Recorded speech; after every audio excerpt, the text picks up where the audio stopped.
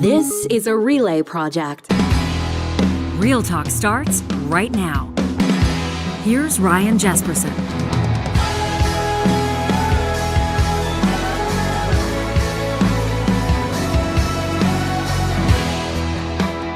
We're proud to present a very special episode, a very special edition of the Real Talk Roundtable, as we do every Friday. You might even call it a special edition of the Real Talk Group Chat Roundtable, live across 7 different social media platforms presented by California Closets. It is the Real Talk Group Chat Top 40 Under 40 Roundtable. Yeah, that's right. 3 members of our recurring panel, this real-life group chat that really slings arrows at each other through the year, bounces rumors off one another, oftentimes scoops the major news reporting outlets, and brings wonderful informed insights to the Real Talk audience several times through the calendar year. 3 of them in the same issue of Edify Edmonton, named as members of this year's class of Edmonton's Top 40 Under 40. In just a second, City Councillor Sarah Hamilton, Harman Kandola, and Jarrett Campbell. But first, I want to let you know that this episode of Real Talk simply would not happen without the presenting sponsorship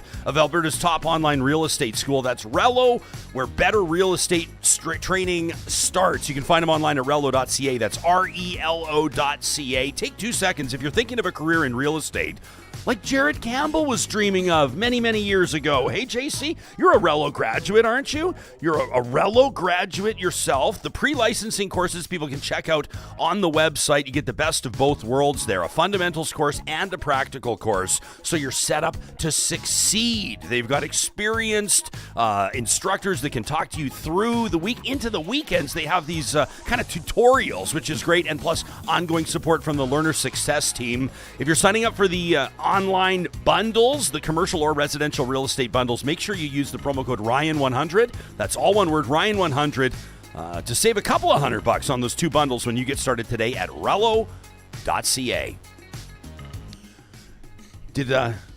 No, I was going to shamelessly plug Rello a little bit more and kind of use your personal experience, JC, to maybe get them to extend their contract with us for another year with a very powerful and moving testimonial right out of the gates. Would you be where you are today as the Vice President of Avis & Young Commercial Real Estate without having got your start at Rello, Alberta's top online real estate school? Absolutely not. Absolutely I just can't not. Imagine a scenario where I would have been able to be where I am today without the education and the confidence that I had coming out of my Rello courses into my career. 100%. And congratulations, by the way. I think that your real estate career to this point is part of the reason why you were named to the 2024 class of Edify's Top 40 Under 40. I think it probably had a lot to do with your community work, your advocacy, a longtime member of a community league, a co-founder of the Yards publication, which is an awesome community publication that many Albertans are aware of, and your other involvement as well, which we'll talk about. But what did it mean to crack that top 40 class this year? It was an honor, right? Over the years, every year the top 40 comes out, and there's always, a few friends and a few familiar faces and some really great Edmontonians that are there. And so I kind of feel like, hey, I'm just kind of part of a club of a whole bunch of really great people doing a bunch of great work in Edmonton. And then, to find out, when they let you know, it's like don't let anybody know, but you try to keep it a little bit of a secret. But you did have to talk to a couple of good friends of mine, and of course finding out that not only did I get it, but I got to do it with a couple of good friends actually meant a lot. It was such an honor. Yeah, Johnny and I kind of felt like we got to walk around with a feather in our cap because 3 members of our group chat roundtable are on the same list, which I think is a pretty cool endorsement of the Real Talk group chat roundtable. Harman Kandola, another one of those. Harman, of course, a VP of Victory Homes, a lawyer, the chair of the Mennonite Newcomers Society here in Edmonton, and as well Canadian with the World Sikh Organization. Harman, you're basically like the regional president. Regional president, yes. Right? So you've done just a ton of advocacy and a ton of work, and your involvement in politics, your involvement in community. It was no surprise to see on the list. Congratulations, pal. It's nice to say it to your face. Yeah, I appreciate it, Jespo. And like JC said, I think the really meaningful thing for me this year was, being selected, but being selected with my friends. That kind of brought it a little bit more close to home in the sense of, I got to enjoy it, and the event was fantastic. I think they do a great job over at Edify. It's a magazine that I followed for a long time. I was telling the editor, Stephen Sandor, that, I used to listen to his soccer podcast, Canada Soccer Podcast. Yeah. A lot of respect for the work they do and what they produce over at Edify. But, for me personally, the journey that I've been on, in the advocacy space and volunteering, and so much of that work being done in my own community, to have that recognition, was very meaningful. So pretty exciting. Once, they tell you can't tell anybody, and it's, really close circle. And but to then, be chatting with my friends and realizing that they're also on the list was pretty cool. Yeah, very much so. There's already been 2 admissions out of 2 that you guys broke the embargo, which is it's just great, because this is why people tune into Real Talk. This is Real Talk, people talking about doing real things. Councillor Sarah Hamilton. I had no idea that they were on the list. I was just delighted. You were respecting the embargo. Yeah. That might be the politician in her. She was following the rules. You know what I love, Councillor, about your write-up in Edify, and people can check it out, edifyedmonton.com, or pick it up on newsstands, of course. They start by acknowledging that political careers start in all kinds of ways, but not many start over a disgusting insult. The lead had me hooked. Tell us the story. Oh my gosh. I don't know if you know, we've known each other for 10 years in politics, and on various campaigns. So these guys have been front row center to this story the whole time. I was at the Progressive Conservative Special General Meeting in 2016.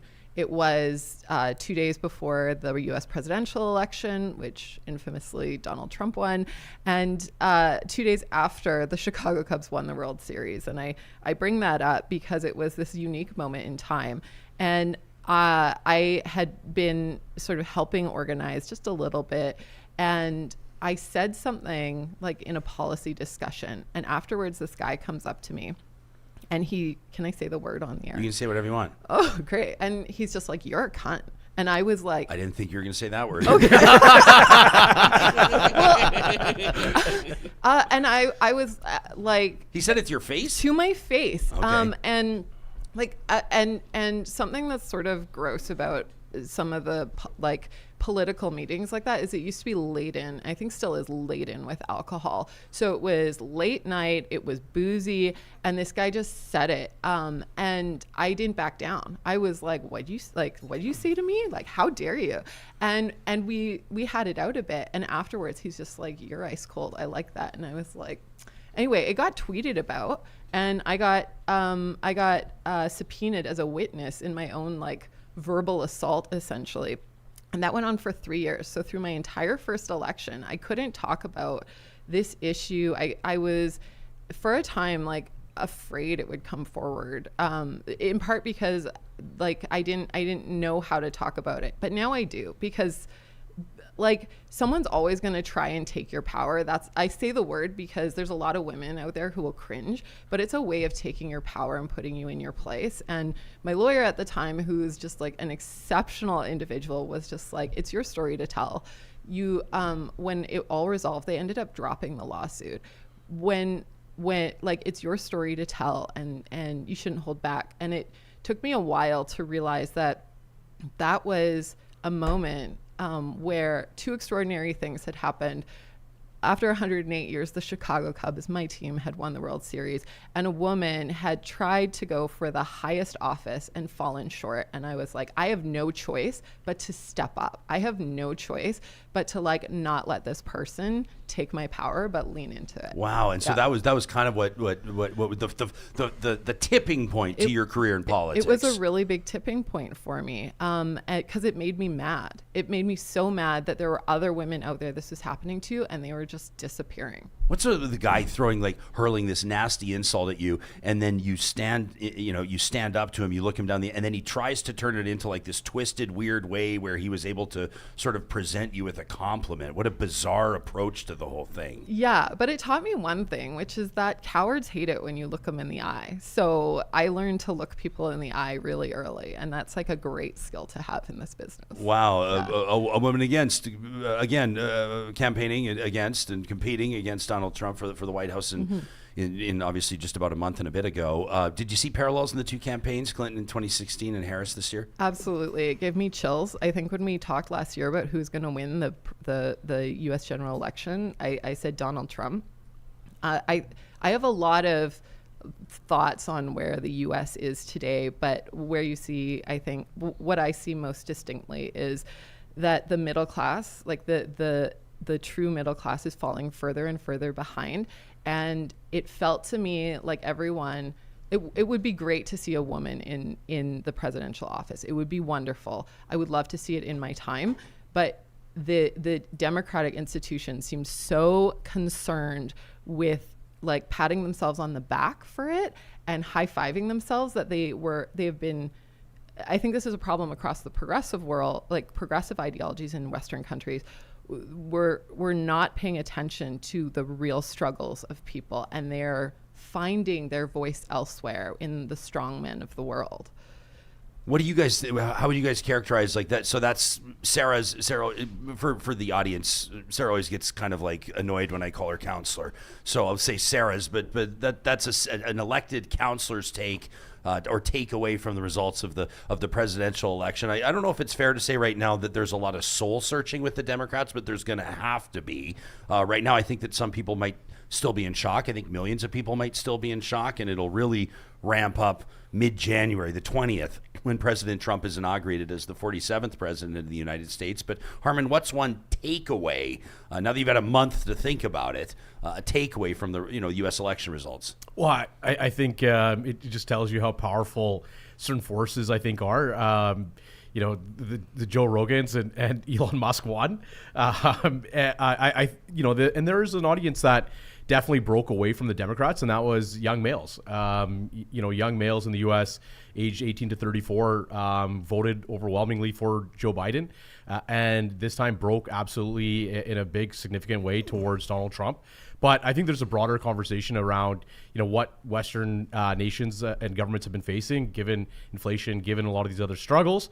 That a lot of that it's been hard to avoid. And I think the narrative of Trump having this landslide victory is probably overstated to a significant effect.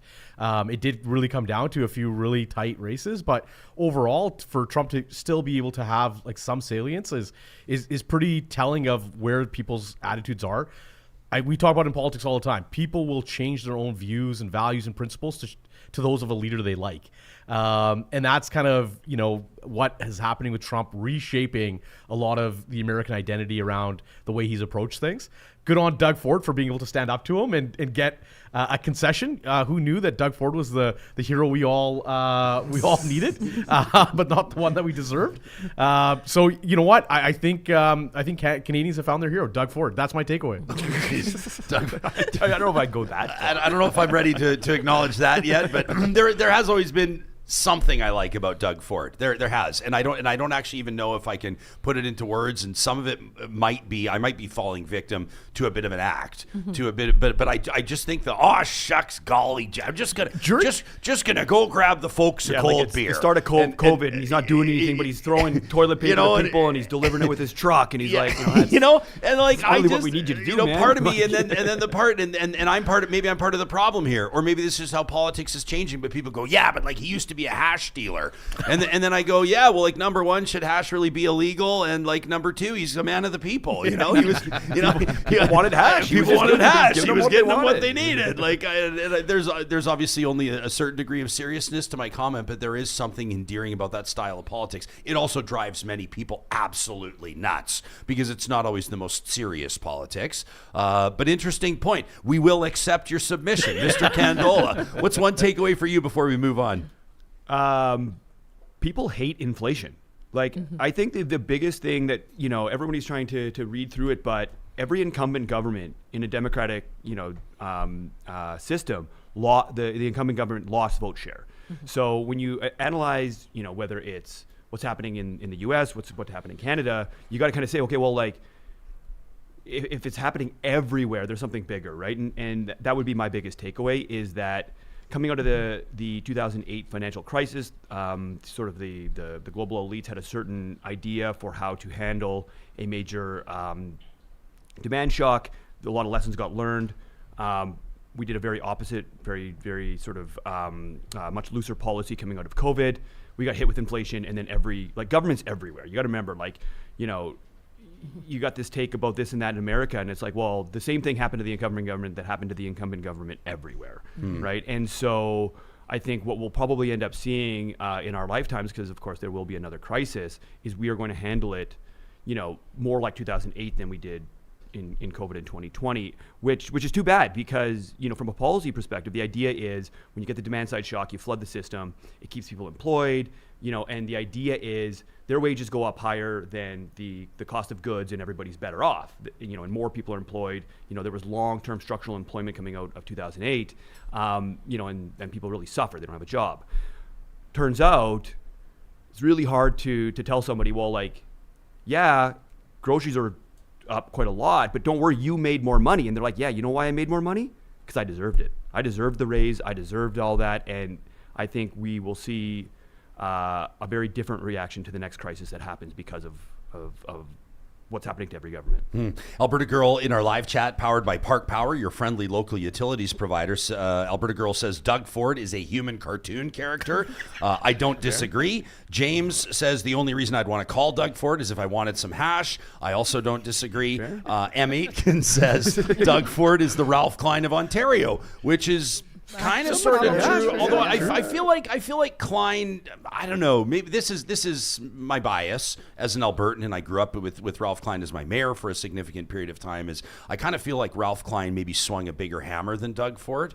I don't know. Maybe I'm wrong. I remember what it was like, and our good pal Katherine O'Neill, who's also in this group chat and who often joins us on this group chat roundtable, will remember as a journalist back in the day for the Globe and Mail. Ralph Klein used to manage media scrums like nobody else I've ever seen. And by manage, I mean absolutely dominate and control. And that's not an insult or a slight to the journalists. Maybe I should choose my words a little more carefully, but nobody worked a media scrum like Ralph Klein did. And it was just a marvel to watch. I haven't really seen Doug Ford do that, but he does definitely have the aw shucks thing. Vamp Fashion says there will be a great American president that is also a woman, but she will likely be a Republican. Yeah, I would agree with that. Yeah, I think that's quite possible. And then we got some shouts out for women in politics today here in Alberta. Dwayne says Dr. Jody Gondek, Calgary's mayor, has taken a ton of abuse. And here's a comment. It says Rachel Notley also still gets a lot of abuse. Fewer than 24 hours ago, Rachel Notley announcing that she'll resign as the elected member, the MLA for Edmonton Strathcona, after a long and storied career in Alberta politics. How would you characterize the legacy of Rachel Notley? So I'll say that when I first started working in politics, working in the Ledge, it was sort of after Alison Redford, and one of my colleagues said to me, there's never going to be another woman premier in this province. And then we got Rachel Notley. And now we have Danielle Alison Smith. Redford said that? No, not Alison Redford. Oh, someone who pardon had me. worked, sorry. I was like, stop the presses. What? No. But that was the mood at the time, that we got one female premier, we're never going to see it again in our lifetime. And then we got Rachel Notley. And then we have Danielle Smith. And now I think you see another woman as first minister in this province, and you've surpassed any sort of the ordinary criticisms that come with being the first in anything. As controversial as the climate action was, she got significant climate action through. And I think that I don't think anyone who took on a new government was going to have an easy time, but I think the fact that she pushed through it, and that she pushed through not one but two elections, and only now is stepping down, she's been a bulldog. Yeah. She fundamentally reshaped Alberta politics. There's sort of like the pre and the post, right? And her being able to win in 2015 not only cemented the NDP as a seemingly sustainable political force in Alberta, it also fundamentally changed how the Conservatives approached it, right? The Conservatives had gotten pretty soft, pretty lazy in Alberta, and they certainly took the 4 years out of power to fundamentally reshape what they looked like. And so, her legacy is changing everything, right? And so good on her. What's your one takeaway? I mean, whereas it's kind of, this is like an impossible or unfair assignment to ask somebody to boil somebody's career down. I mean, she takes a party from 4 to 54 and the whole 9 yards, and a heck of a campaign against Danielle Smith as well. The election was probably tighter than people realized, but still lost. I mean, ask Connor and Leon how they feel about their cup run last year. Probably not thrilled with it, right? But looking back on it, lots to be proud of for Rachel Notley. Oh, absolutely. I think, the feather in her cap, defeating the 44-year-old dynasty of the PCs will always be such a significant moment. And she'll always have that achievement. So, Rachel Notley, being someone who was on the other end of that 2015 election, I got to witness it in real time and watched Rachel Notley's ascent. We should mention that is significant that you Defeated were a candidate for the Progressive Conservatives in that election. Well, youngest candidate, and I had to wear those 44 years. And I was 28, so it was unfair. But watching her ascent, watching that campaign unfold, and just a masterclass of somebody who wanted to prove to everyone that she was the premier in waiting and that she was going to win that election, and the messaging, the narrative, and how she built it, and then watching those debates was just absolutely crushing. Like for we're me. in the campaign office, we need our guy to step up, and we're watching her like. And we're like, oh. Yeah. I was probably the only person in that room who thought that we won that debate. I don't think anyone. You had to else. believe. Let me ask you this, because it's interesting that I remember that I was on Global News that night, and I was part of the election panel sitting next to Fletcher Kent, and they were giving our takes and everything, and I boldly predicted that the PCs would lose about a dozen seats but win the election, and they obviously got slashed. And I came out with egg on my face as well, but I wasn't the only one. And then you hear behind the scenes, you talk to people later, and people within that PC war room said that they knew for a while they were going to lose that election. Did you? Was that your experience, or were you as surprised on that election night in 2015 as everybody else? Well, I think we saw the turn when we were campaigning at some point, a couple of weeks in, where identified supporters are now saying, and they've got NDP signs up, and now they're not looking you directly in the eye. They're not making eye contact anymore. You had that sense, you had that feeling. I think I was one of the, when we sat around and there was MLAs in that room, ministers in that room, who would, until they were blue in the face, say that, our real challenge is the Wild Rose. And we'd sit there and say, gents, we're done. Like, this is, and the direction from the war room was just keep going, throw more money at it. And we did. And Jarrett will remember that really well, is I think a lot of PCers were in denial that the NDP could ever be a significant force or that they could form government. I think the PCs did a really poor job in that campaign of kind of pushing that and letting people think that the NDP was the real opposition. They kept, the pressure on saying that it was going to be the Wild Rose that we need to be worried about. Yeah. I think that was the wrong framing of it. And so credit to the NDP for really running what was, a magnificent election. And yeah, Rachel Notley, I mean, you look back at her career, I think first elected back in 2007. Before that, the accolades as a lawyer, and really once she won that leadership, it was, she's had an amazing career. Yeah. JB is in our live chat, powered by Park Power, says, Jespo, who else is in the studio watching the show, as we can see them in the wide shot? That is Jenny Adams, a wonderful friend of ours, and another member of this politics group chat. Jenny appears on the show many times as well, and an alum of the 2020 Top 40 Under 40 Edify class. So there you are, Jenny. Shout out to Jenny. When we come back, I want to talk to you. I mean, this is kind of what we do. This is how real friends operate, group chats and otherwise, as we take on some tough stories and talk about them. Get your takes on some of the stories that are leading the headlines. I want to ask the three of you about Mr. Wonderful's Wonder Valley, a $70 billion proposed development. I'm deeply reading into your body language as I bring it up right now to see what level of seriousness you're giving this. Just outside Grand Prairie, we talked to the mayor, Jackie Clayton, yesterday on the show. I want to talk to you about the cold-blooded broad daylight murder of a CEO, or at least early morning murder of a CEO in New York City, the horrific murder of a security guard in Edmonton, and other stories that are making news. I'm going to ask you if you think Amarjeet Sohi's going to seek re-election too, Councillor. I want to ask you about your colleagues. Tim Cartmell's already thrown his hat in the ring. You're familiar with Tony Caterina, former councillor. He already has thrown his hat into the ring as well. Peter Sandu, former MLA.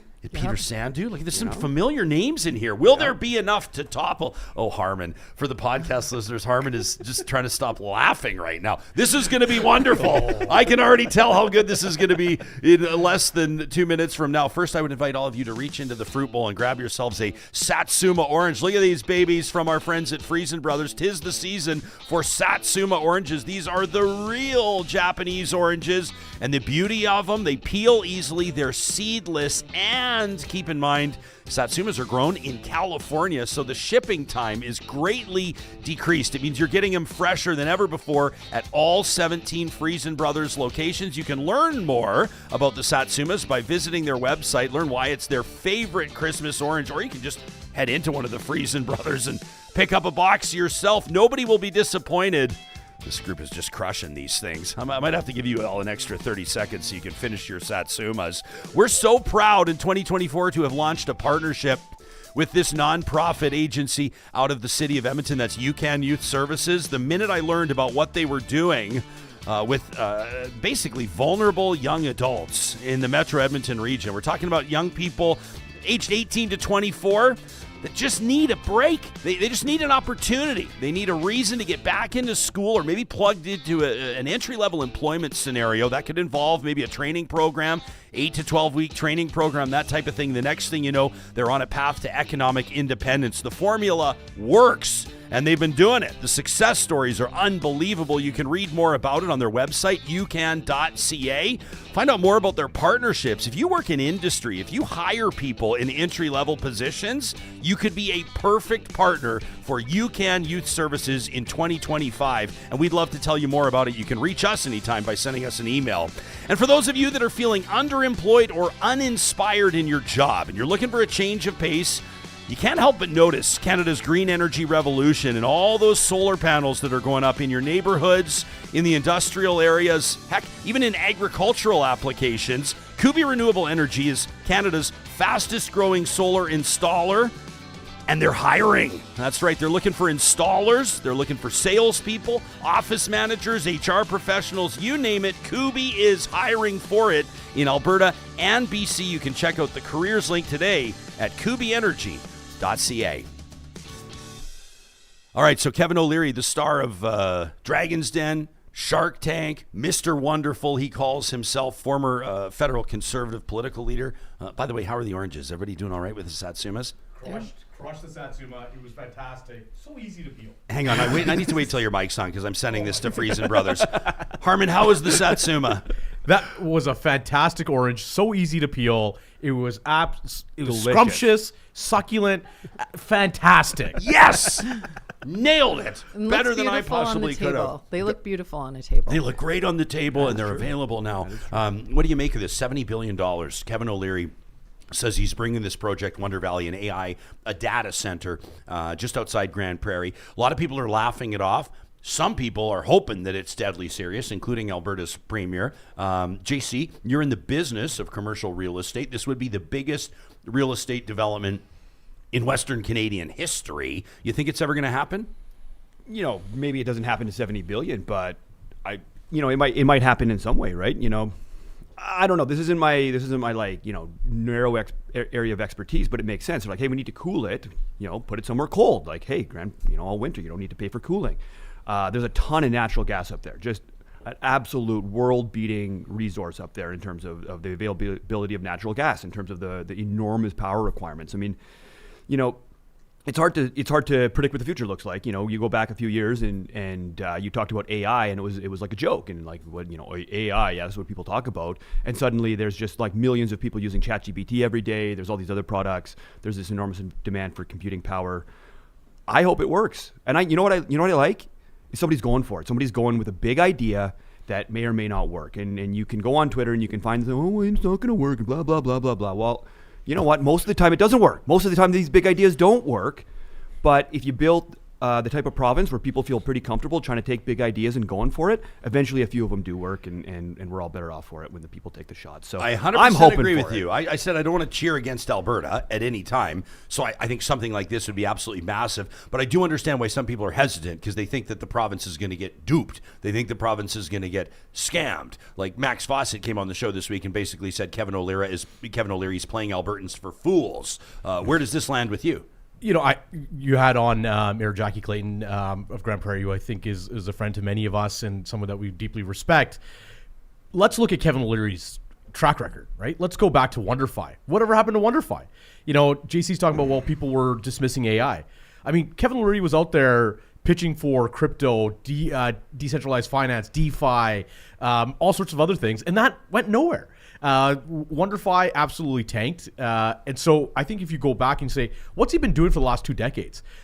A lot of people forget that, you know, Kevin O'Leary also ran for politics, right? It wasn't not that long ago that he thought he was going to reshape and reform Canadian politics, and that turned into a complete disaster for him. You had to... Well, it wasn't really a disaster. It just fizzled out. Fizzled out because every idea, so many of his ideas fizzle out. It didn't fizzle out. He jumped out too early. I think he could have taken it if he would have stayed in. I think he jumped out too early. That was my hot take. I think there's I think everyone looks at a millionaire or billionaire, like Bloomberg's another one, and you're like, we need a business lens on politics, and it never works. It never works on the micro, on the macro. You need somebody who plays a businessman on TV. Yes. That is the power. I mean, yeah. Right, like the actual businessman thing with Bloomberg, sure, but like the businessman on TV is very powerful. Look at Trump. I think I was going to say factor, the right? most successful version of that is Trump, who literally played a businessman on TV and made, I think, most of his sort of public career on that.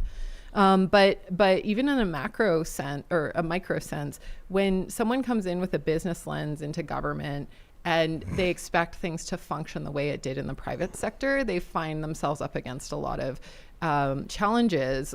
They often have not worked in the private sector, you have 1 to 2 lines of business. In government, you're often dealing with 70, 80 lines of business. You're dealing with a really a complicated labor environment. You're dealing with public opinion. When you're a CEO or playing a CEO on TV, you don't actually have to deal with public opinion in the same way that you do in government. The real talkers, I mean, the regular tuners have been hearing the message for the past number of weeks here on the show that the Edmonton for Everyone campaign, people check out the website edmontonforeveryone.ca. This is that Civic Service Union 52 that was doing, I think, a hell of a job getting their message out, that budget for the things that matter message, and obviously looking to have a significant influence on city budget deliberations. You were obviously a big part of that. Those wrapped, I guess, a few days ago on the 5th of December, I think it was, with a 6.1% property tax increase in Edmonton next year, 6.8% the year after that. I know a lot of people look at property taxes and where they've been trending, not just in Edmonton, but certainly across the country. And they've been going, well, we need more of a business lens in politics. We need more of a business sense in politics. And as if I need to tell any of you or this informed audience that with the advent of municipal political parties now, and that'll be a factor in the next municipal election about 10 months from now, I know there's a lot of people organizing looking for that magic, that silver bullet, that business person, that business leader who can come in and be the mayor and turn the city around. Are you saying that you don't think it's that easy? Are you saying that you think that might actually be a recipe for disappointment? I think that this is an environment in which nobody actually has experience. And I mean, even if you come from a partisan lens or a partisan context, you have not been in a partisan context in a municipal environment in this province. So all of you, like, we can all guess, but nobody really knows. Like, I know JC will say that 9 times out of 10, the incumbent will win an election. I don't know what that looks like in a partisan environment now. I don't know, like, what that... And what does governing look like, right? So you get your little party and you win some seats, and like, is it going to be just like, you know, what we see in the legislature where everybody votes together and there's a whip and you better keep, you know, in line? You know, do you have the tools to even try to keep somebody in line? You know, it's kind of a little fascinating sort of democratic experiment to see how it all plays out. Like, too bad it's experimenting with my city. I'm thoroughly enjoying that our pal Jenny, sitting 20 feet away from us, is also participating in the Real Talk Live chat powered by Park Power. Jenny says it wouldn't hurt to approach a budget a little bit differently. Jenny, if you need to approach the table, you know, you can. You can hop in front of hop in front of a microphone here. But it's. I mean, people are looking for JC's right, which tastes like vinegar to say, but that people are upset with inflation. And as much as the city of Edmonton, the city of Calgary, or city of Vancouver tries to justify their spending through that inflation and growth lens, people just don't like it. They are rejecting that premise. And I think this year Calgary tried really hard to keep their tax increase under 4%. I think Edmonton has structural budget issues. We've eroded our industrial tax base over the last 15 years. And until we actually meaningfully start to address that, and there's some pretty, like, interesting ways we can start to address it, we're not going to get to the heart of those issues. And it frustrates me because, I hear some of my colleagues talk about how we need the province to step up and pay us. But if we're also talking about structural issues, we need to reimagine what municipal government looks like and who's paying for what. And you have to do that before you start saying, and now you need to pay us, or now you need to pay your fair share. Because what we're saying is we don't even know what fair shares look like anymore. Have you decided whether or not you're going to seek re-election in the fall? No, I'm thinking about it still. I'm going away with my husband. We're going to visit some family. I'm going to think about it. So I'll probably have a decision early 2025. But so it's not an easy time to be an elected official. It is not an easy time to be an elected official. So, and I see that in past, people are like, yes, they're out there. But at this point, I see even a lot of my colleagues or my counterparts in other cities kind of saying, I don't know, I got to kind of see how this pans out. Yeah. Everybody kind of perceives you and Tim Cartmel, your council colleague, to be on similar pages, to be wired somewhat similarly from a political perspective. He announced his campaign for mayor on this show, and obviously we don't know yet if Amarjeet Sohi, the incumbent, will run again. Most people, I think, figure that he probably will. Who do you think comes out on top there? I think there's a mistake in thinking this is a shot on an open net. Amarjeet Sohi is a very capable retail politician. So if I'm looking at the polling numbers, I see, and the trend lines on those polling numbers, the dissatisfaction with Edmonton City Council, including myself, I might say, has been trending upwards. I might look at where things are going and see a change election, but it only happens if people show up to vote. Edmonton has a record of like 30% people showing up to vote, and those are not undoable numbers. So it's a mistake to think this is a shot on an open net for my colleague Tim Cartmel, and underestimating Amarjeet Sohi is a mistake. He's very capable retail politician. I see it every day. Okay, I am going to ask the two of you what you think about this as well, but I do want to get your take on Tony Katerina throwing his hat in the ring. He was technically first, but it was kind of the non-announcement. It was like he filed his papers, I think he did one interview with the newspaper, and most folks, I think, probably are still, people will be hearing it right now going, oh shit, Tony Katerina's running, a former city councillor for quite some time, and as a respected name in the city of Edmonton. I think it'd be tough to come back in and steer people's attention and convince them that you're the guy over the incumbents that are running right now, but that's my take. What's yours? Tony and I sat together in chambers for 4 years. His office was across the hall from me. I've got a lot of time for him. He told me a few months ago, before he announced that he was going to do it. I agree, it's an uphill battle, but I also, I see him taking a tone in his communications that's blunt, that's unornamented. And I mean, like, he just has a straight up donate to my campaign website. There's no text. It's just a straight up donate. He's not pulling punches in terms of what he thinks the current council isn't doing right. And I also, like, I mean, you're going to look at how he did in the last municipal campaign. But I think he could end up taking some of that messaging to the most dissatisfied Edmontonians and taking vote share. I'm not trying to be a dick. I'm not, but I'm going to his website. He's got no chance. It's he for was the lazy when he was on council. His website's for the 2021 he was lazy election. in the last election. He's going to be lazy again. This is again. his website from the last election. He doesn't even have an updated website. No, it's not a website. It's just a Stripe account. Oh, I don't even know what that is. It's a donation platform. This is not good. He's getting smoked. Yeah. And if anybody thinks otherwise, I am available to take bets on that one. Yeah, no, and I don't. There's no disrespect intended, but like, call a spade a spade. He's going to get smoked. Yeah. Yeah. Absolutely. So then you wonder, like, and this is kind of a defeatist attitude, and this is probably not the type of attitude that you need in politics. But if you suspect you're going to get smoked, then why do it? Well, I think there's a few people who are putting their names in the hat, who have some political experience, who are looking to be courted, who want to be asked, who want to feel relevant again. Name names, Harman. Again, there's MLAs, former ex-MLAs. Harman's neighbor, talking Peter about Sandu, himself. a long time. like MLA Peter Sandu. Yeah, I mean, Peter Sandu, he's a former two-time PC MLA who's put his name, I think, has he registered? I think he has registered. I think he's on the website. But you know what? I'll go back to a conversation I had with a few friends from this previous BC election, and so much of what they saw was voters who were coming out for the first time. Post-COVID, this is the interesting trend that you're seeing in all types of elections, is that people who were never engaged in these topics before, people who weren't your traditional voters, are the ones that are starting to show up. And the question becomes, who in this race can actually reach out to those people, who can engage with those individuals and actually get them to care about municipal politics? And whether or not that is Tony Caterina or whoever else it is, I mean, that is the constituency that seems to care about politics right now, and they're the ones who are vocal. And if they see somebody who reflects those views and values, who reflects that skepticism of government, who reflects that pessimism about our identities and our values as people, as a city, I think there's a really compelling case for somebody to step in and get those people who want to vote and they want to be engaged.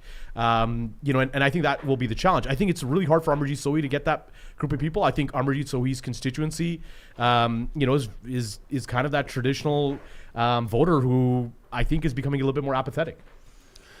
Okay, I want to ask the two of you. I'm going to take a quick break here in between this. I want to ask the two of you about just an absolutely horrific story in our home city of Edmonton. Just the cold-blooded killing of a security guard that had been on the job, his family says, for 3 days. A 20-year-old with a bright future, wanted to be a police officer, was interested in aviation. I don't know, but we haven't talked about this off camera, so this will be our conversation on it in front of these microphones. But I'm having a really tough time with this one. A horrific video that was released. It's basically a snuff film of his. Police haven't confirmed, but it obviously is what it is. And then I want to ask you about the murder in New York as well. This healthcare CEO. The public response to it is, I don't know what to say about it. That's coming up with this. This is a very special edition, a top 40 under 40 edition of the Group Chat Roundtable presented by our friends at Edify. You can check out their entire issue at edifyedmonton.com. We're grateful to the support of our friends at California Closets for making this happen. And I've been talking about putting a gift under the tree, like an envelope, make a certificate with the kids, make it fun. Make it with crayons, or if you have one of those Cricut machines, you can do super cool stuff. How about an invitation or a certificate for a free design consultation with the team at California Closets? This is a perfect gift for that loved one in your life, in your household, that has everything but has nowhere to store it, nowhere to put it. The one that's a little bit chaotic and disorganized.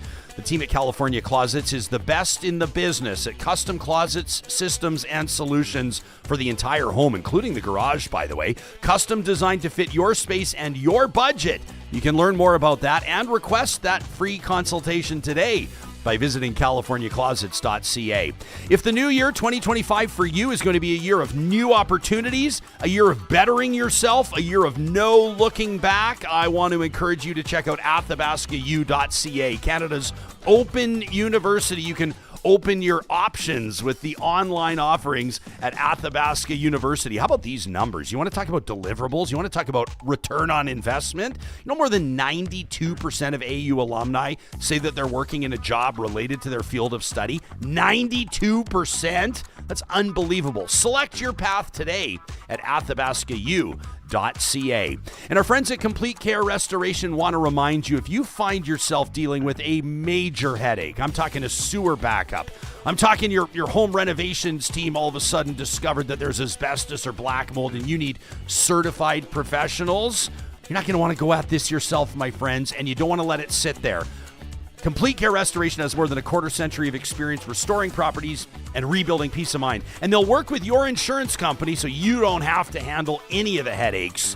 Keep Complete Care Restoration in mind if disaster strikes. We're proud to partner with them here at Real Talk. Before we go any further, the technical producer of this show, John Hicks, has been working behind the scenes to provide a voice to a member of our group chat that was intending to be just a spectator today. However, Jenny, we do see you, Jenny Adams, in our live chat, suggesting that the host of this program, me, was letting Councillor Sarah Hamilton get away with malarkey in discussing the budgeting process, and that's why I believe Johnny has put a microphone in front of you. Literally said you didn't think a business person could be a politician. No, I said it's a mistake to think that a business person is like your white knight. How many times have we recruited a business person and their campaigns have fallen flat? I don't think that they understand what it takes to get elected, and also probably not what the job is, but I think a business brain would be great. Somebody who's had to earn dollars, pay payroll, and then make more money when they're thinking about budgeting, and they can only afford certain things because they can't just go spend other people's money. I always want that lens. We just we can never get a business person to land. Is this how you're announcing that you're running for mayor? Nice pivot, councillor. Right now. Nice pivot Jenny from the hot You are seat. a business Will person. you announce your campaign for mayor right now on No, Real Talk? I will announce my campaign for Secretary of State, which is what I always tell Which is these not a guys, job. which doesn't exist in Canada, but that's my pivot. Yeah. Okay. So, is it fair to for folks, and we're getting local here to our home city of Edmonton, but like Mayor Stephen Mandel had a pretty decent run, a pretty decent tenure. Yes, Sarah. And obviously a very successful career in business. Jenny, would that be an example you might cite of one that was successful? Yeah, I really would. I love when Mayor Mandel, he walked down to that Quesnel Bridge and he said, this bridge is going to open today. I always use that example. And then it did, because everyone was scared of him. And like, he's a rarefied talent. I can't believe you forgot about him. I did not forget. I hope he's watching right now. You're not getting a... For the record, Stephen Mandel married my husband and I, performed the wedding ceremony. That's why I can't believe do you you think forgot that about do you think that Stephen Mandel would be pissed off if I read a private email from him on this show? I don't think he would. I got the funniest email from Stephen Mandel on December 7th. Can I read it to you guys? I think you need to. Look at this. This is a real email from the former mayor. Ryan, I was planning on coming to your Christmas event, but I had no transportation and my wife had the other car. If you have time for Christmas, I will buy you lunch. That is awesome. I will send you a car next time, Mr. Mayor. Unbelievable. I'll be honest, I freaking love that guy. And I guarantee you that there's a lot of people, I don't know if he has any interest, that are probably trying to convince him to run for mayor. Oh, there are a lot of people. I know. Harman and I were in his office last week talking to him about stuff. 100%. They did polling before the last municipal election, and he was still leading. If he had run prior to the last election, he was neck and neck with Don Iveson, who's also a colleague I work with and have a lot of time and respect for, but he's still, in my opinion, the best mayor the city has ever had. And I'll tell you, Stephen Mandel, we sat down with him last week. Jared and I sat down with him, and he still cares so much about this city. He had put together a plan to make sure that this budget had 0% across the board. He literally had the budget documents on his desk. Tabbed. He had been reviewing the budget documents. I'm like, this guy probably knows as much about the budget as half of council right now. And I wish that the councillors that he consults with and speaks to would have taken his advice and gotten the zeros. Because he had a plan. Were you thinking about maybe the ones that he would have married, close personal friends, or do you have another? We're just saying. Which councilors are you thinking here?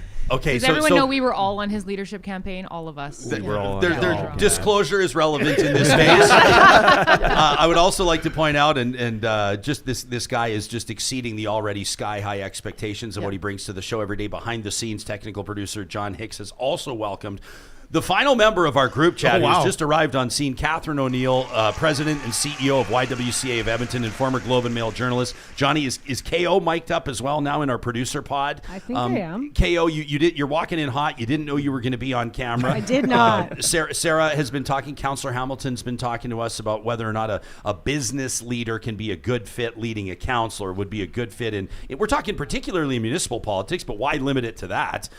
This all started, the whole conversation started talking about Kevin O'Leary and his short-lived campaign for the leadership of the federal Conservatives. Good to see you, KO. What's your take on business leadership in political leadership positions? You need the whole package, and you need to be first and foremost really good with people. And I find sometimes business leaders don't want to be around people. What are you guys talking about? Hey, it's not. Have you met most this business is just people, such Jenny? weird She's saying, generalization. But I'm saying of them, it's a not all whole of them. package: business skills, people skills, Budgeting budgeting skills. It's the package, and we're looking for someone. I really hope that we get a leader that brings the whole package to the table, and it will be a very interesting election. And I missed it. Is Sarah running?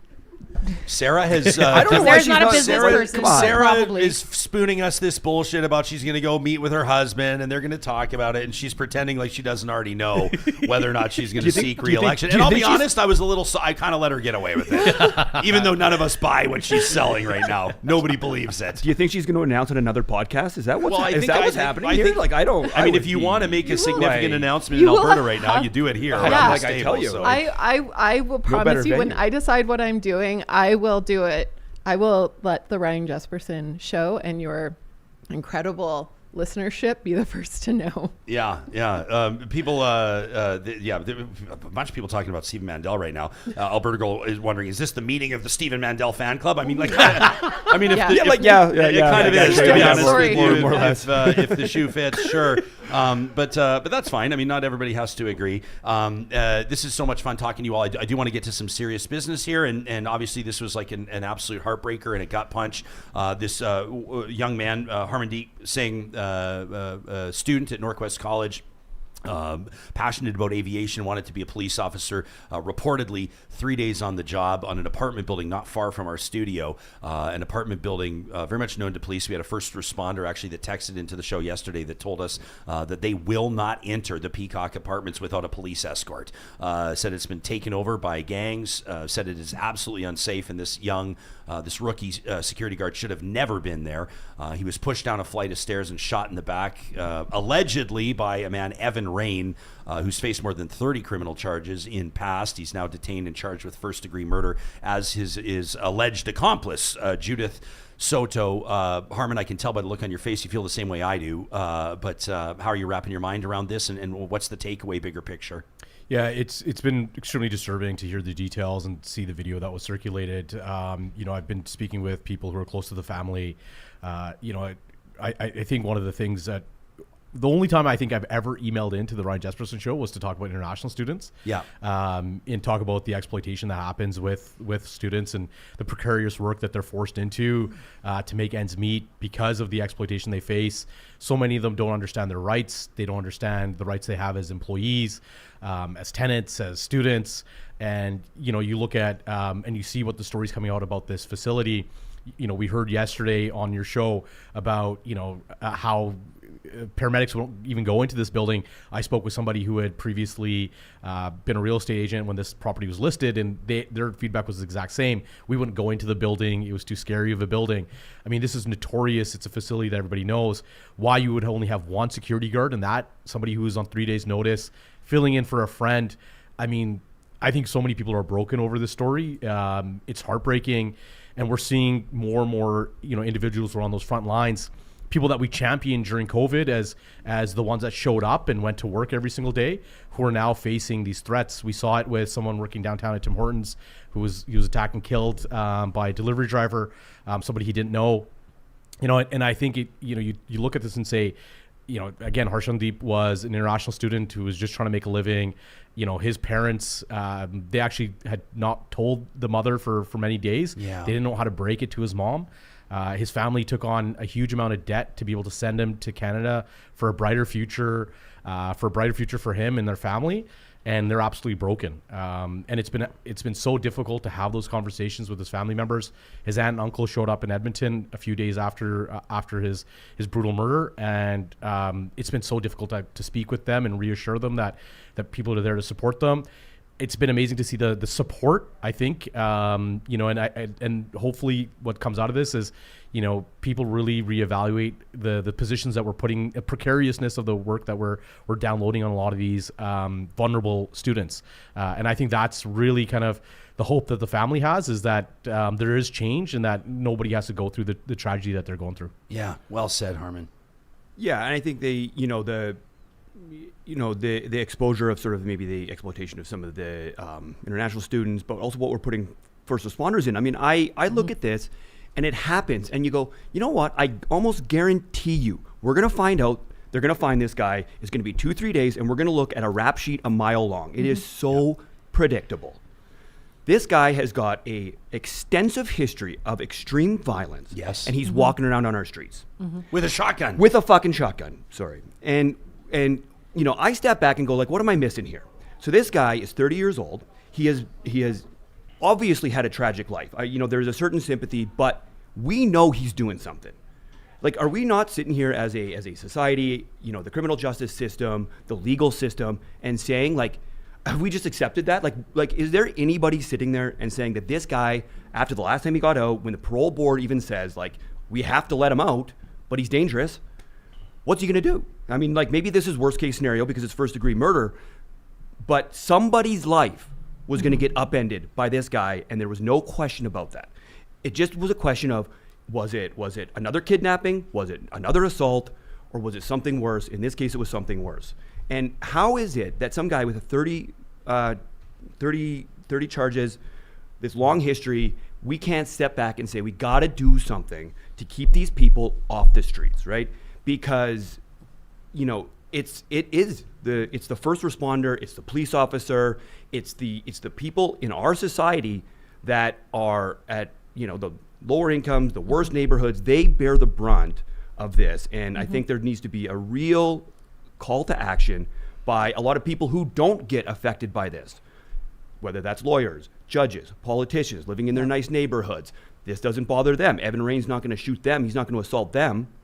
Evan Rain's walking around the street. He's going to do it to somebody. And how many more people are on that street right now, and we're just waiting for it to happen. Nick's watching us right now, participating in the live chat. Nick says, I used to work as an installer with a local internet company, and says that building was never fun to go into. Vamp is wondering about, there's a third guy holding the door clear, says, what, was he completely innocent? We've got questions here from Mark wondering, how are these gangs continuing to gain strength? Councillor Hamilton, you're in an interesting position, obviously, as a city councillor as well. Something like this, quite frankly, perpetuates the notion that there are areas of Edmonton that are run and controlled by gangs, where the average person is not safe, where people's lives are threatened on an everyday basis. This man is a civilian, but he's also working as a security guard. Now, security guards are being executed. How does this land with you as a mom, as a citizen, and as a city councillor? So as an ethos, I've always felt like I can't be afraid to move around my own city. I can't be afraid to take transit. I can't be afraid to walk down certain streets, because if it's at that point, then if you're running the city and you don't want to walk down a street, you have a problem. All of which is to say, you talk to cops, you talk to first responders, and they won't go with less than 4 cops to certain streets and neighborhoods and buildings in this city. That's a problem. Public safety is the number one issue in Canada right now. It's the number one issue in Edmonton. And we've actually sort of seen progress made in terms of crime and public safety, but people aren't feeling it. Stories like this don't help. And I find myself agreeing with Jarrett once again that politicians, lawyers, the judiciary have to demonstrate that this is as important to us as is important to the people who are being exploited in this, the people, the frontline workers, the people who are having to deal with this on a daily basis. And I think that the progress on that has been way too slow. I think public safety is the number one issue in the 2025 municipal campaign in Edmonton and Calgary.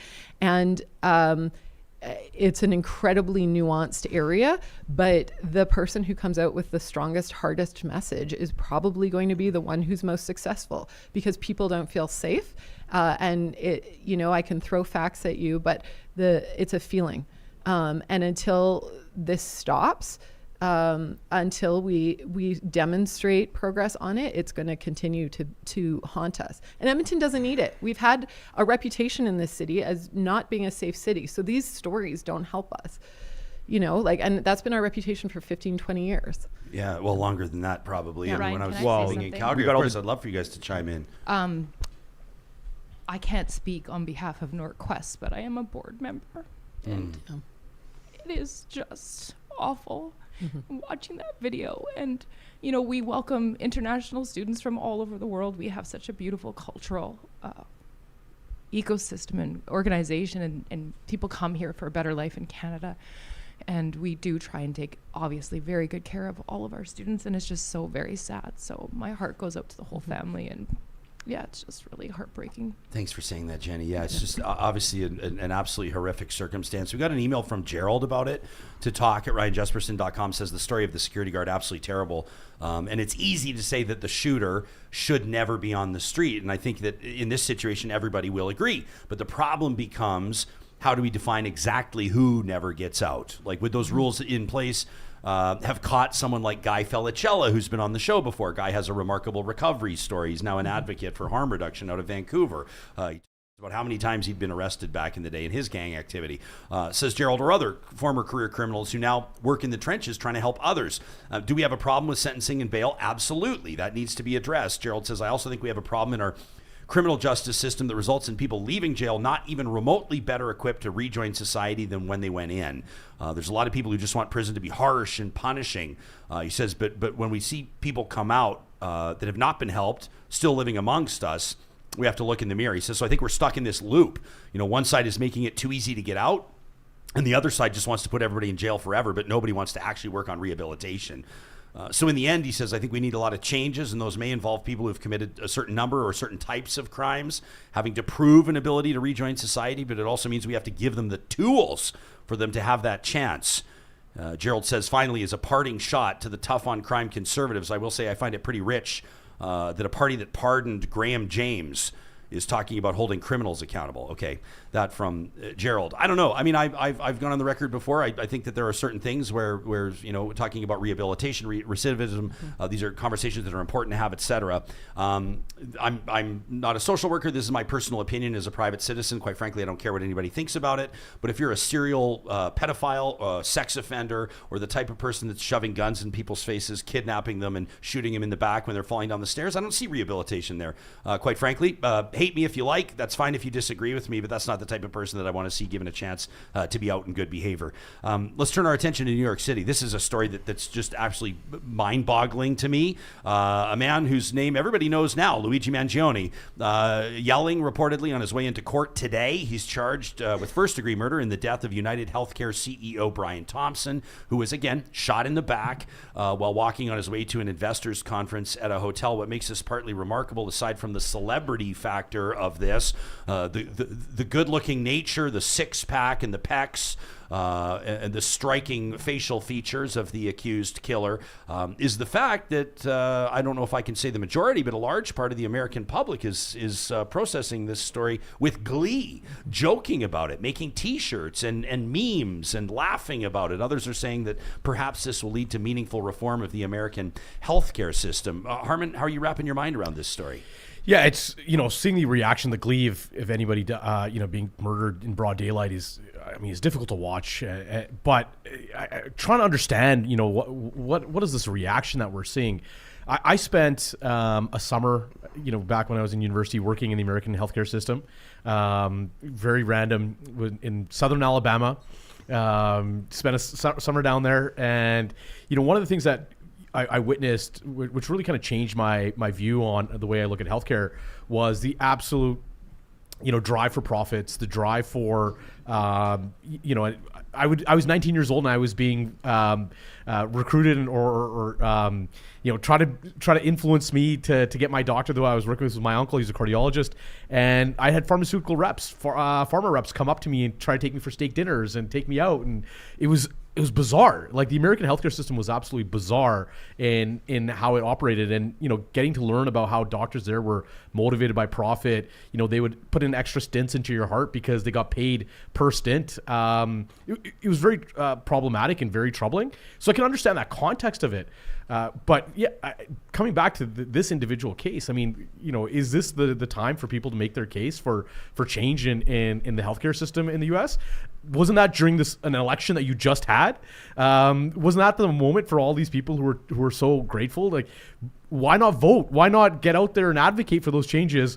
And yet we didn't really see healthcare as a topic this last American eletion, U.S. election. Not at all. Which is the bizarre part. Like, they're all taking all this happiness and glee in seeing, this one CEO murdered, but yet where were they to stand up for healthcare or for healthcare reform prior to that? Maybe some of them were, but overall, yeah, it wasn't an issue. And I think it goes to a deeper rot in American society. I definitely don't look down at America with envy like a lot of other Canadians may. I think they have a lot of structural issues they need to address, but the time to do that was during this last election. Yeah, it's a total. It shows you that there's a real breakdown of sort of trust in the institutions in America, and you see it with the election of Trump. That was the whole thing: tear it all down. This was coming from the left. They, tear it all down, right? And it doesn't seem like that's something that's going to end well. It seems like it's probably indicative of a pretty unhealthy society. I also do wonder a little bit how much of this is real versus how much of this is just a few loud voices on social media, and that really most Americans don't actually support murder. It's just. I'm seeing it like on my personal Facebook from like people I know, people that I see week to week that are like LOL, and I'm going, really? Like, I'm not engaging them because it's not. I'm not really particularly in the mood to fight. I think you're either like anti-homicide or I guess pro-homicide. I didn't think that I'd be having this conversation with people I know in real life. Yeah, well, I mean, I think you nailed it this week when you said that you cannot abhor the murder of one person and celebrate the murder of another person. But we don't live in ideologically consistent times. This reminds me so much of the 1930s in the midst of the Great Depression, where you had these serial murderers, like bank robbers, the Bonnie and Clydes, that captured. They were, I think, extolled because they captured something in the public zeitgeist at that time. And I think we're in a similar place where the disparity between the wealthy and the poor and even the middle class, as we go back to what we started talking about today, is growing. People feel that the major institutions are working against them, including government, including healthcare providers, and this is a venting of it. Yeah. I think of Oliver Stone's Natural Born Killers as well. Yeah, the Bonnie and Clyde reference for sure. We got an email from Robin who says, Jespo, to be very clear, I am not advocating for gunning down CEOs or going after people like the shooter in New York did, but look at it like this, says Robin. Imagine yourself in a position where all other avenues for assistance have been denied and you are truly powerless at the whims of the powerful or wealthy. A moment of desperation you have been backed into. Robin says, I personally have been jobless since August. Not for a lack of trying, but there have been moments where I quietly think to myself, the system isn't working for me. Fuck the system. Ultimately, what keeps me from acting on pervasive and perverse thoughts, says Robin, thank you for sharing, says is a strong sense of right and wrong and knowing that it wouldn't change a thing for my circumstance. Also not wanting to go to jail as a powerful deterrent. Robin says, I can't say I would take the same actions as him, but I do get where he's coming from. Americans hate more than anything the powerful health insurance companies that have so much control over their access to health care and take advantage of them. In the American system, everything's paid for unless you have good coverage through an employer. In this system, he says the links that this guy went out to plan this meant he knew exactly what he was doing. I'd rather send my condolences to the people whose coverage with United Healthcare resulted in unnecessary loss of life. Chasing higher profits, spurned by denying claims, resulted in the desperation that led this guy to do what he did. That from Robin. It almost feels, I mean, I agree with Harman and Jarrett. I agree with everyone. We're living in a simulation here, Ryan. Not only are people celebrating the death of a CEO who this makes no impact. Somebody has already moved up the chain at this United Healthcare, and people are being denied claims today. Nothing has changed, right? Secondly, you've got a political electorate that just elected Donald Trump, and last term he was in office. Every 2 weeks, people would ask him, how are you going to fix healthcare? Oh, 4 weeks. We've got a plan coming.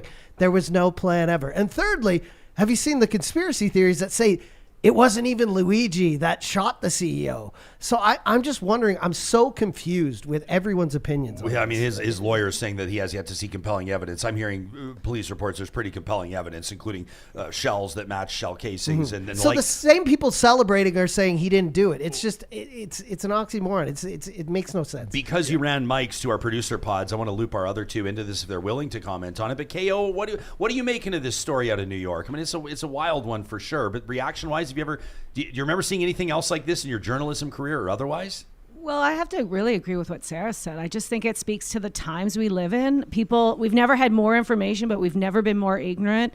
There's so many conspiracy theories. There's just, you can't believe anything you see. We're in these murky, really troublesome times, and people will grasp onto this stuff. And like you, Ryan, to see people like TikToks about this, it's disgusting. And it really, I always say this every time we're here, but the U.S. just really feels like the fall of the Roman Empire. Like every time you look down at what is happening, I just wonder what is going on with that society, with those people. They're definitely stressed out, and the politics, their society, everything just doesn't look great.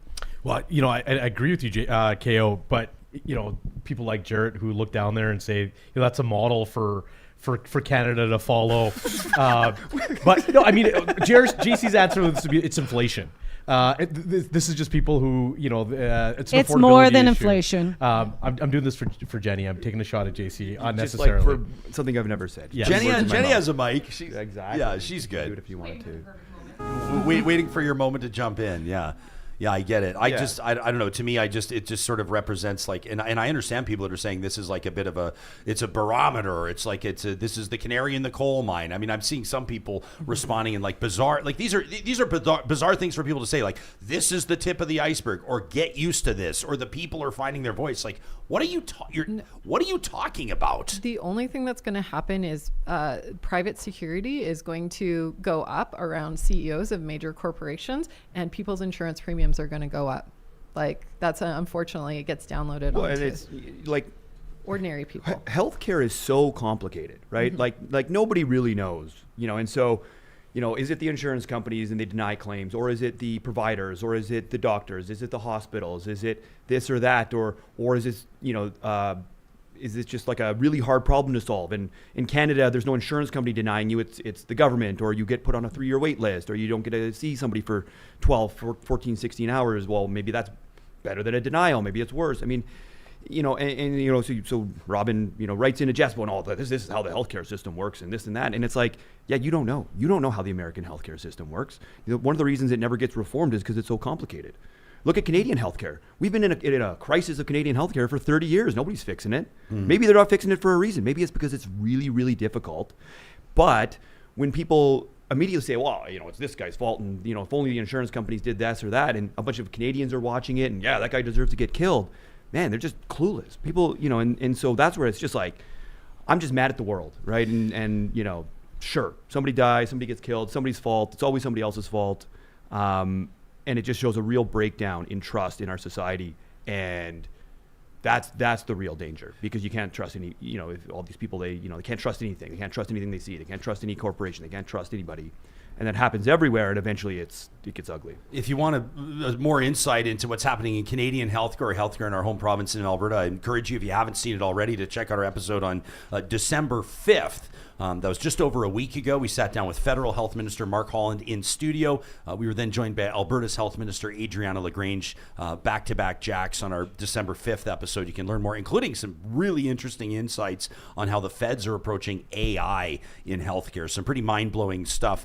I want to thank all of you. I want to thank Adrian. I just saw him in our live chat, powered by Park Power. Adrian's watching us live on LinkedIn this morning, and he says, what a great conversation. Adrian, I totally agree. I want to especially credit the producer of this show, John Hicks, who on the fly was switching cameras and running microphones. So this is our first 5 or 6 or 7 person. We got 7 mics going We got right now. 7 mics going right now, 7 cameras as well, which is fantastic. That's made possible thanks to our Real Talk patrons, and we want to thank you too.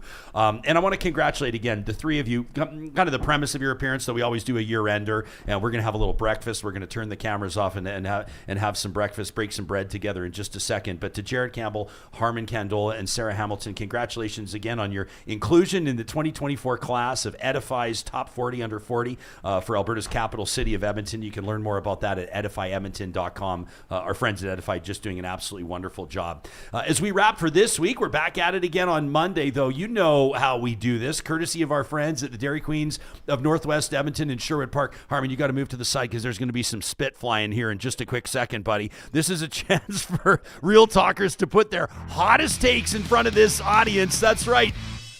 It's the Flamethrower. These are real emails to talk@ryanjesperson.com, made possible by the DQs of Northwest Edmonton and Sherwood Park. And this one from Tammy, who wrote in, after I sat down in this studio with my former radio colleague and future, who knows, Rob Breckenridge, we started talking about Taylor Swift's Eras Tour, and, well, that got Tammy all fired up. She says, I've got some steam to blow off about a certain brand of wisdom that feels anything but wise. Let's call it out-of-touch entitlement, served up with a side of obvious privilege. Case in point, Breckenridge's take on Taylor Swift's award acceptance, suggesting she should have kissed Celine Dion's ring. Seriously? The audacity to impose some medieval concept of deference in 2024 feels hilariously disconnected from the world that we live in. Let's unpack this. Taylor Swift is out there redefining the music industry, breaking records, creating spaces for her fans to feel seen and empowered, and yet some old school gatekeeping mentality insists she needs to pay tribute in a way that feels more about nostalgia for somebody else's era than about respect. And let's not ignore the privilege here. Breckenridge, an old white guy, who had the luxury of sharing his opinions for decades on the radio, now lectures one of the most successful women in music on how she should conduct herself. This is the epitome of being blind to the shifting cultural landscape and one's own entitlement. Yeah, Celine Dion's a legend, sure, but does anybody actually believe that Taylor Swift isn't aware of or appreciative of the artists who came before her? These comments reek of a mindset where one generation insists on clinging to relevance by demanding reverence rather than just letting the next generation shine in their own way. So here's my flamethrower, Jespo. Stop pretending that being an old white guy automatically makes your opinions profound. Sometimes they might just be outdated. That from Tammy. What about this one from Lauren, who says, I just watched your interview, Jespo, with Max Fawcett. It was entertaining, which I guess is the point. I'm flabbergasted that anybody who knows anything about Grand Prairie would take this Wonder Valley idea seriously for more than 10 seconds. How on earth would you attract talent to a place 4 hours north of Edmonton, where it's so cold you can barely go outside? Housing's expensive, mediocre chain restaurants expect 22% tips for shit service. Lauren, and the main forms of entertainment appear to be excessive cocaine consumption, driving around with upside-down flags, and blatant racism and sexual harassment. Well, you're going to be hearing from their direct marketing agency. She says, I'm sure top tech talent from around the world can't wait to relocate to this paradise. She says also about that whiskey thing in the Sky Palace trying to draw Donald Trump to a meeting with Danielle Smith. Donald doesn't drink alcohol. Maybe the booze hounds who run this place should keep that in mind. That from Lauren, who has no problem saying what she thinks. We'll get him a Diet Coke. What about this one? He loves the cola. Big Macs, the Big Arch. What about this one from John? You remember when Premier Danielle Smith responded, or she was asked about Donald Trump's comment when he called the Prime Minister Trudeau governor of the 51st state of Canada, and then Smith said she thought it was hilarious? Well, John didn't. John's using all caps and exclamation marks. He says, I've got family members who served honorably in our military. My grandparents served during World War II, and I am extremely offended by that jackass down south disrespecting our great nation. Now, whether or not we agree with Trudeau's politics, his decisions, or dislike him even personally, Orange Windbag's comment of the governor of Canada is disrespectful to our great nation. We live in the greatest country in the world. Sure, we have our issues, but we have a quality of life second to none. Why? Because great folks sacrificed their lives so we can enjoy our freedoms. And the Premier laughing at that comment is distasteful. She couldn't put aside partisan politics for 30 seconds to remind all Canadians of how proud we should be. John says, I love Canada. I'm proud to be Canadian. And when some foreign leader disrespects our great nation, it pisses me off. But what makes me even more angry is when a provincial leader thinks it's funny. It was gutless. John signs off. An angry Albertan. We get that, John. We get it. And finally, this from Anne, who says, I'm so tired of the Donald's bully tactics. Why can't Canada fight back? Trudeau could have said, we invite you to become the first premier of just some of the states. Or he could have said, we would love to secure our borders, but first you, Mr. Trump, must remove all guns from crossing into Canada. And yes, if you do not, we will end the flow of oil and choke off your country. Why can't we fight back with our own rules of engagement? Are we really that afraid of King Donald? Or are we just too nice and friendly to stand up to the bully? Anne says, I know that we could be the leaders of the newly emerging free world if we just use the steps that stop bullies from bullying. And by the way, she says, Poilievre won't do it. He'll buckle faster than Trudeau has. That lily-livered bunch in the Conservative Party and the UCP too, just kowtowing to the king. That from Anne, who sent her email to talk@ryanjesperson.com. You can do the exact same thing, and you could be featured in an upcoming episode of The Flamethrower, presented by the DQs in Palisades, Nemeo, Newcastle, Westmount, and in Sherwood Park on Baseline Road. Real Talkers, we want to thank you for joining us on this episode.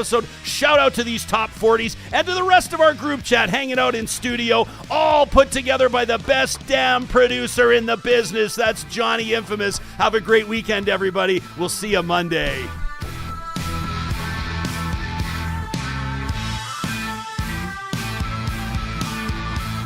Real Talk is hosted by Ryan Jesperson, executive producer Josh Dunford.